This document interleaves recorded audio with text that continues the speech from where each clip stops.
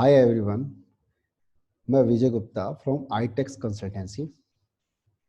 Last time एक important topic के बारे में आपसे बात करी थी। टॉपिक का नाम था इंटेलेक्चुअल प्रॉपर्टी। आज भी उसी टॉपिक को आगे हम कंटिन्यू कर रहे हैं। उसमें से एक इम्पोर्टेंट एसेट्स या प्रॉपर्टी मानी जाती है trademark. Meaning of trademark. Trademark का मतलब क्या होता है? सिंपल सा मीनिंग है, अगर कोई पर्सन या कोई बिजनेसमैन अगर किसी प्रोडक्ट को किसी नाम या ब्रांड से सेल कर रहा है या किसी लोगो से सेल कर रहा है, लोगो लगा रहा है और उस नाम या लोगो को काफ़ी टाइम से यूज कर रहा है, उसकी एक गुडविल या एक नाम या रेपो बन चुकी है। वो ये चाहता है कि उस नाम या लोगो को कोई थर्ड पर्सन या कोई अदर पर्सन यूज ना करे। तो उसके लिए वो क्या करता है, उस नाम या लोगो को अगर ट्रेडमार्क में रजिस्टर्ड करा लेता है तो उसके बाद उस नाम या लोगो को कोई भी अदर पर्सन उसकी मर्जी के बगैर अपने प्रोडक्ट के साथ यूज नहीं कर सकता। अगर करता है तो वो इलीगल माना जाता है। अगर करना भी चाहता है तो उसकी परमिशन लेनी पड़ेगी। उसकी परमिशन के बगैर वो थर्ड पर्सन उस नाम या लोगो को यूज नहीं कर पाएगा। Advantages of trademark registration. Trademark कराने के क्या बेनिफिट है? बहुत सारे बेनिफिट हैं। इनमें से फर्स्ट, एक्सक्लूसिव राइट्स। इसका मीनिंग ये है कि अगर कोई नाम या लोगो जो ट्रेडमार्क में रजिस्टर्ड है, रजिस्टर्ड होने के बाद जिस पर्सन के नाम पे रजिस्टर्ड है उसे यूज करने का राइट केवल उसका बनता है। कोई और पर्सन उस नाम या लोगो को अपने प्रोडक्ट को बेचने के लिए यूज नहीं कर सकता। Second, build trust and goodwill. जिस प्रोडक्ट के नाम के साथ ट्रेडमार्क या रजिस्टर्ड वर्ड जुड़ा होता है या आर वर्ड जुड़ा होता है, वो अपने आप में उस प्रोडक्ट की एक मार्केट वैल्यू होती है। उस प्रोडक्ट को की सेल करना आसान होता है एक अच्छे रेट में। Number third, differentiates product. इसका मीनिंग ये है कि अगर सिमिलर प्रोडक्ट बहुत सारे रखे हैं तो उसमें ट्रेडमार्क वाला प्रोडक्ट या रजिस्टर्ड प्रोडक्ट एक अलग वैल्यू काउंट करता है। उसकी डिमांड ज़्यादा होती है, उसकी सेल ज़्यादा होती है। इसका मीनिंग ये होता है।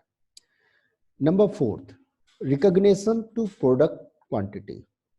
इसका मीनिंग ये है कि एक तरह से जिस प्रोडक्ट के नाम के साथ आर जुड़ा होता है या जो टीएम में रजिस्टर्ड होता है, वो ये माना जाता है, उसमें आदमी की सोच ये होती है कि वो क्वालिटी वाइज वो प्रोडक्ट अच्छा होगा, और ऐसा होता भी है।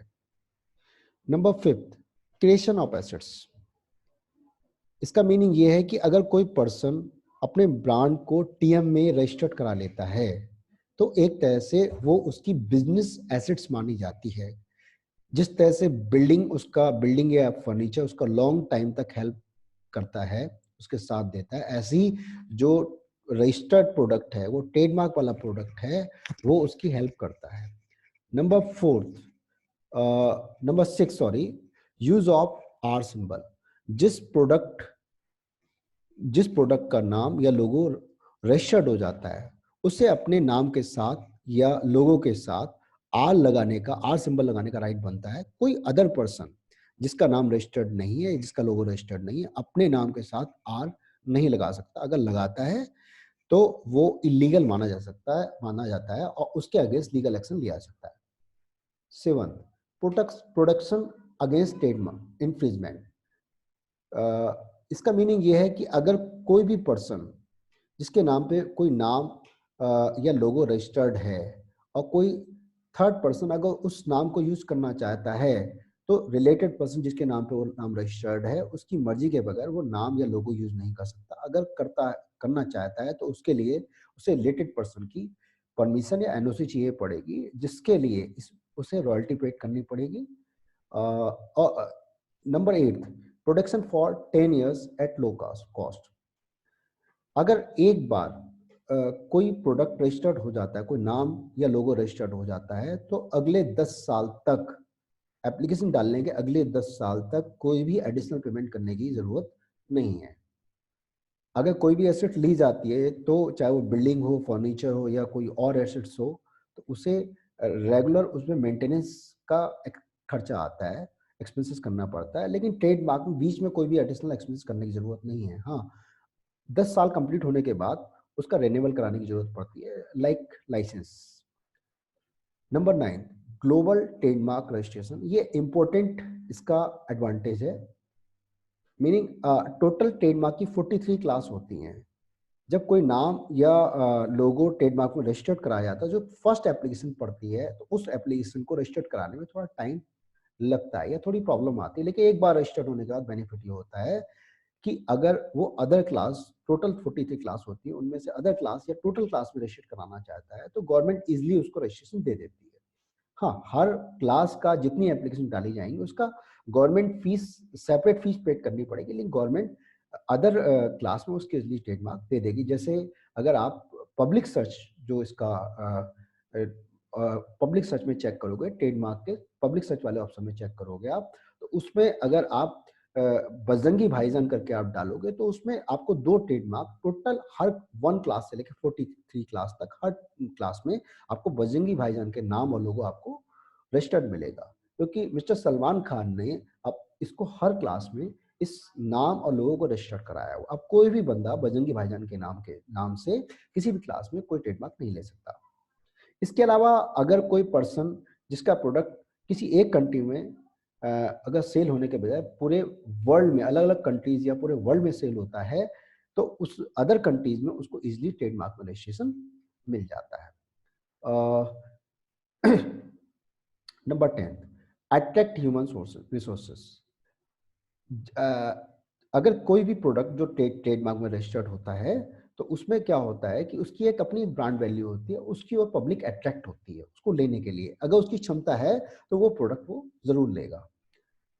प्रोसीजर ऑफ ट्रेडमार्क सिंपल सा प्रोसीजर है कि अगर कोई पर्सन अपने ट्रेडमार्क को रजिस्टर्ड कराना चाहता है, तो उसके लिए उसका एक नाम होना चाहिए प्रोडक्ट का, और अगर कोई लोगो है तो लोगो एक स्पेसिफिक साइज में होना चाहिए।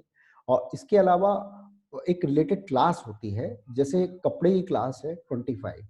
इसके अलावा जो सर्विस क्लासेस में, जैसे अगर कोई लीगल सर्विस देता है, कोई टीचिंग करता है, या कोई क्लासेस वगैरह चलाता है, या कोई आईटी कंपनी चलाता है, उसके लिए क्लास 41 में अपना ट्रेडमार्क रजिस्टर्ड करा सकता है। इसके अलावा अगर कोई बेकरी वगैरह का अगर बिजनेस करता है, तो बेकरी की मैन्युफैक्चरिंग करता है, तो क्लास 39 में अपना ट्रेडमार्क रजिस्टर्ड करा सकता है। या अगर कोई कपड़े की मैन्युफैक्चरिंग करता है, तो क्लास 24 में अपना रजिस्ट्रेशन करा सकता है। तो ये सारी अलग क्लास हैं। तो पहले अगर कोई नाम या लोगो अगर है, तो उसे रिलेटेड क्लास में प्रॉपर सर्च कर लेना चाहिए किसी प्रोफेशनल बंदे के थ्रू, जिससे उस चीज़ की नॉलेज हो, प्रॉपर नॉलेज हो कि भाई वो नाम या लोगो पहले से कहीं रजिस्टर्ड तो नहीं है। अगर वो पहले से कहीं रजिस्टर्ड है, तो वो नाम या लोगो आपको मिलेगा ही नहीं। एप्लीकेशन चली जाएगी, पेमेंट चला जाएगा, लेकिन वो नाम ये बात श्योर है कि आपको आगे नहीं मिलेगा। अगर मिलेगा भी तो उसमें बहुत ज़्यादा मेहनत लगेगी, लेकिन नॉर्मली वो नाम दोबारा मिलता नहीं है। Number second, preparation the application, preparing the application. इसका मीनिंग ये है कि आप अगर नाम या क्लास चेक करने के बाद फिर आपको क्या करना होता है, एप्लीकेशन तैयार करनी पड़ती है। मतलब उसके जो भी डॉक्यूमेंट है उनको रेडी करना पड़ता है। अब इसके लिए क्या क्या डॉक्यूमेंट की जो रिक्वायरमेंट पड़ती है ट्रेडमार्क रजिस्ट्रेशन के लिए, तो सबसे पहली बात तो एप्लीकेंट का नेम, जिस पर्सन के नाम से एप्लीकेशन डाली जानी है उसका नाम। सेकंड, बिजनेस टाइप या ऑब्जेक्टिव। इसका मीनिंग ये है कि किस टाइप का बिजनेस है, और इसके अलावा उसका पर्पज क्या है, मतलब वो किस टाइप का बिजनेस करता है। अगर क्लास 25 में डालना है, तो ऑब्वियस है कपड़े का बिजनेस करता है तो क्लास 25 में जाएगा। और अगर वो कोई प्रोफेशनल सर्विस देता है, लाइक टैक्स वगैरह का काम करता है, या कोई आईटी कंपनी चलाता है, तो वो क्लास 41 में जाएगा। नंबर थर्ड, ब्रांड लोगो या स्लोगन नेम। अगर कोई पर्सन क्या कहते हैं अपना ट्रेडमार्क डालना चाहता है, तो उसे अपना नाम या लोगो की स्पेसिफिक साइज में रिक्वायरमेंट होती है। इसके अलावा अगर वो अपने नाम के साथ कोई स्लोगन भी लेके चल रहा है, तो वो उस सेम फीस में नाम और लोगो या स्लोगन का नेम एक सेम फीस में ले सकता है। कोई भी एक्स्ट्रा पेमेंट करने की जरूरत नहीं है। गवर्नमेंट इस चीज कोई एक्स्ट्रा फीस नहीं लेती है, बशर्ते एक एप्लीकेशन में ही वो सारी चीजें ली जाएं। एंड नंबर फोर्थ आ जाता है रजिस्ट्रेशन एड्रेस। किसी भी एप्लीकेशन को फाइल करने के लिए जिस जगह वो प्रोडक्ट बेचा जा रहा है उस जगह का वो एड्रेस, कंपल्सरी एड्रेस होना जरूरी है, उसके बिना वो एप्लीकेशन फाइल नहीं होगी। Trademark registration process. Trademark registration की जो प्रोसेस है वो दो तरह से ट्रेडमार्क फाइल होता है, एक ऑनलाइन, दूसरा ऑफलाइन। ऑफलाइन प्रोसेस में क्या है कि जो गवर्नमेंट चालान वो थोड़ा सा ज़्यादा है, 5,000 रुपीज़ से, और ऑनलाइन रजिस्ट्रेशन में जो गवर्नमेंट चालान है वो 4,500 है। इंडिविजुअल मतलब जो एक इंडिविजुअल पर्सन अगर अपने नाम से एप्लीकेशन डालना चाहता है, अगर कोई वो पार्टनरशिप या कंपनी के नाम से रजिस्ट्रेशन डालना चाहता है तो तो उस कंडीशन में ये फीस जस्ट इसकी डबल हो जाती है। अगर ऑनलाइन है तो 9,000 और ऑफलाइन है तो 10,000, कुछ चार्जेस बढ़ जाते हैं। इसकी जो प्रोसेस जाती है, number first, first of all क्या applicant file for trademark registration you can use TM symbol.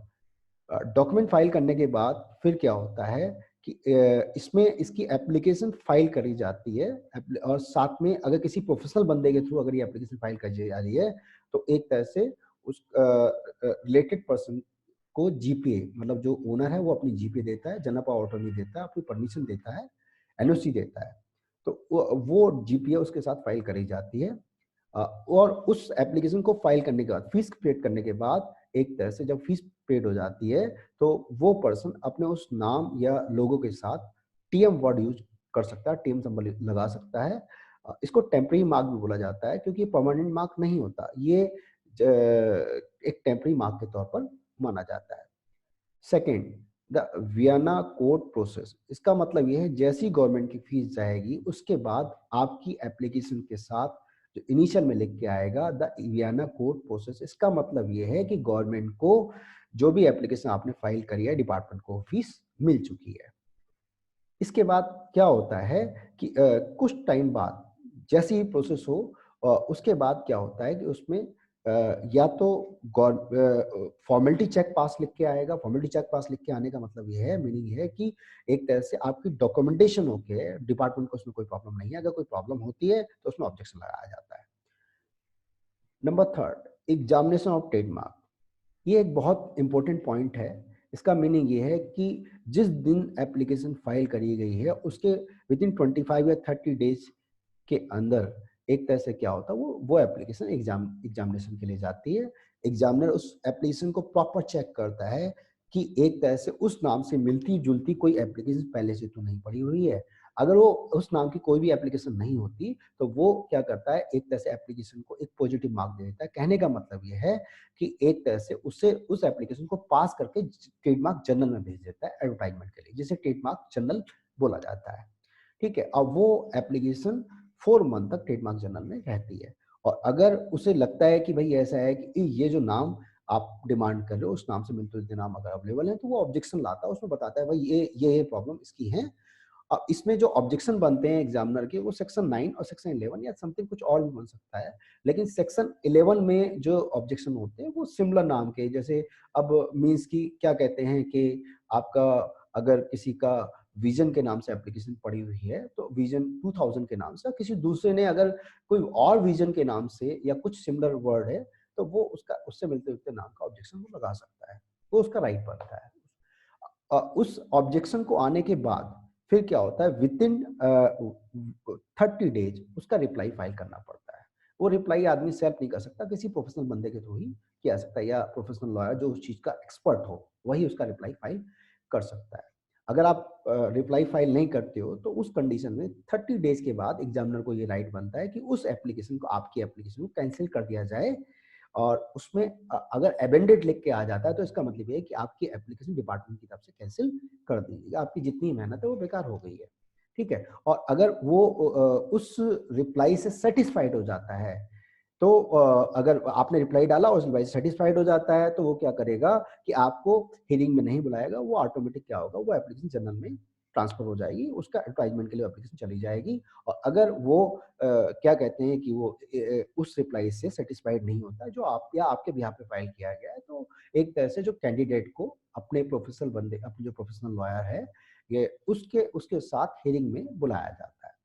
अब ये एप्लीकेशन में ऑटोमेटिक उसमें क्या कहते हैं, जैसे रिप्लाई डालने के बाद फिर क्या होता है कि हियरिंग में कब वो डेट आएगी ऐसा कुछ स्पेसिफिक टाइम नहीं होता, लेकिन ये है कि मिनिमम 6 to 8 मंथ या कई बार 1 ईयर भी लग जाता है, जैसी भी सिचुएशन बनती है, जितना भी उनके पास एप्लीकेशन का प्रेशर होता है उस हिसाब से। हियरिंग में बुलाने के बाद अगर वो एग्जामिनर उस हियरिंग में जो भी प्रेजेंटेशन दिया गया, जो डॉक्यूमेंट फाइल किए गए, अगर वो सब कुछ ओके है, अगर आपका जो प्रोफेशनल बंदा है, जो लॉयर है, वो ढंग से सेटिस्फाइड करता है, तो वो एक तरह से आपके एप्लीकेशन आपके फेवर में कर दी जाती है, मतलब वो जनरल में शिफ्ट कर दी जाती है। और आप अगर सेटिस्फाइड नहीं कर पाते उस एग्जामिनर को, या आपके बिहाफ का वो बंदा सेटिस्फाइड नहीं कर पाता, तो कुल मिला के वो एप्लीकेशन कैंसिल में डाल देता है, उसमें अबेंडेड या रिजेक्शन लिख के आ जाता है। एंड देन अगर सब कुछ ठीक ठाक रहता है तो वो आपकी एप्लीकेशन जर्नल में पहुंचने के बाद, जिस दिन से जर्नल में आई है, 4 मंथ का टाइम जर्नल का लगता है पब्लिक एडवर्टाइजमेंट का, जिसे ट्रेडमार्क जर्नल भी बोला जाता है। उस 4 मंथ में क्या होता है कि अगर कोई भी पर्सन जिसका मिलता जुलता नाम है, जिसे उस नाम से प्रॉब्लम है, आपत्ति है, वो उस नाम का एक अपना ऑब्जेक्शन फाइल कर सकता है। TMO करके फॉर्म होता है, उसके थ्रू फाइल कर सकता है, ऑब्जेक्शन, नोटिस ऑफ ऑब्जेक्शन दे सकता है रिलेटेड पर्सन को। लेकिन ये टाइम जिस डेट से एप्लीकेशन जर्नल में गई है उसके 4 मंथ के अंदर, ये इस पीरियड के बीच में होता है। अगर 4 मंथ का टाइम निकल जाता है तो अपोजिशन फाइल नहीं किया जा सकता। अगर एप्लीकेशन अपोज में आती है तो फिर से वही प्रोसेस होती है, रिलेटेड पर्सन जिसकी एप्लीकेशन अपोज में आई है वो उसका रिप्लाई फाइल करता है, TMO में जाके उसका काउंटर फाइल, जो रिप्लाई है वो फाइल किया जाता है, और उसके बाद फिर से उसकी हियरिंग पड़ती है। और अगर वो सब कुछ ओके रहता है, तो आगे जाके फिर से वो क्या कहते हैं, आगे जाके वो चीज जो अगर एग्जामिनर क्या करेगा, जो रजिस्ट्रार क्या करेगा, उस नाम का एक सर्टिफिकेट इशू कर देता है, डिपार्टमेंट एक सर्टिफिकेट इशू कर देता है, और अगर सेटिस्फाइड नहीं होता तो वो नेम कैंसिल कर दिया जाता है, सिंपल प्रोसेस है। और एक बार अगर रजिस्ट्रेशन सर्टिफिकेट मिल जाता है तो आपको आपका रजिस्ट्रेशन सर्टिफिकेट इशू होता है, तो उसके बाद आपको अपने नाम के साथ एक आर लगाने की परमिशन मिल जाती है। आर आपकी एक तरह से क्या करता है, आपके प्रोडक्ट को एक ब्रांड में कन्वर्ट करता है। इसके अलावा आपको एक ये भी पावर देता है कि कोई पर्सन उस नाम या लोगो को किसी भी हालत में, किसी भी उस वाली क्लास के लिए यूज ना करे। अगर करता है तो उसके अगेंस्ट आप लीगल एक्शन ले सकते हैं, उसके अगेंस्ट कोर्ट केस कर सकते हैं, उससे कंपनसेशन फाइल कर सकते हैं, उसका जितना ही माल है जो उस नाम से बना हुआ है उससे आप जब्त करवा सकते हैं। फ्रेंड्स, अगर ट्रेडमार्क से रिलेटेड आपको कोई भी प्रॉब्लम आती है, अगर आप फाइल करते हैं, करवाते हैं, या आपको फाइल करना है, तो आपकी कोई भी क्वारी है, आप, मेरा ये पर्सनल नंबर है 9625122106, इस पे आप कॉल करके, पर्सनल कॉल करके आप अपनी क्वारी का जो भी आंसर है वो ले सकते हैं आप। इसके अलावा अगर कोई और प्रॉब्लम है, कोई भी आपका और क्वेश्चन है, तो एक मेरी ईमेल आईडी है itexconsultancy0220@gmail.com, उसमें आप अपनी क्वारी सेंड भी कर सकते हैं। उस मेल के थ्रू आपका रिप्लाई भी एक स्पेसिफिक टाइम के अंदर हम दे देंगे। Thank you.